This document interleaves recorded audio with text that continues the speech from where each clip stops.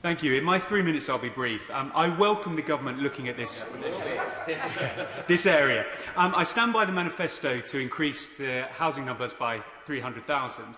This, after all, is the biggest change in 70 years, and therefore we need to get it right. So that's why I also support the motion today to have further debate and a meaningful vote. Because even before COVID and the consultation, planning was the biggest issue in my inbox. Hinckley and Bosworth is a good example of where planning gets into difficulty and the current system fails. Since being elected, the current Lib Dem-led council have no local plan or 5-year housing land supply, which has resulted in speculative, piecemeal development with no overall strategy. This causes community resentment and loss of trust in the aspects of planning. Now, Hinckley and Bosworth has a willingness to take its fair share of sustainable development across Leicester and Leicestershire. But the following must be considered. Under the formula consultation, I'm concerned the affordability aspect is based on work-based median house prices. This appears to give the assumption that residents live and work in the same place, and this is demonstrably not true in a constituency like mine. I'm also concerned the formula doesn't take into account infrastructure, as been mentioned, but also future plans for generations.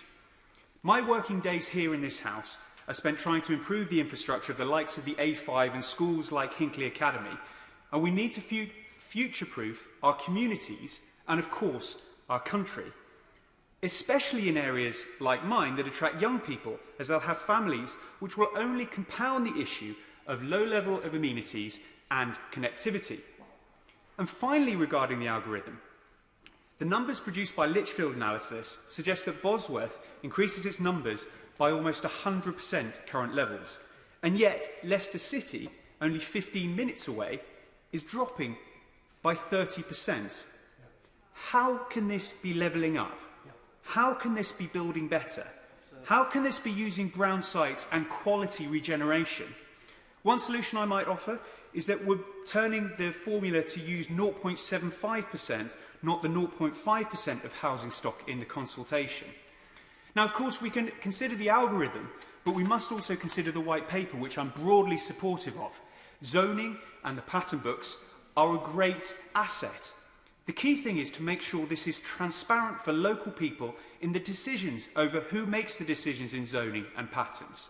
Without this, I fear that councils will not be able to bring residents with them. The final thing to mention is, what about neighbourhood plans? They need to be simplified and strengthened.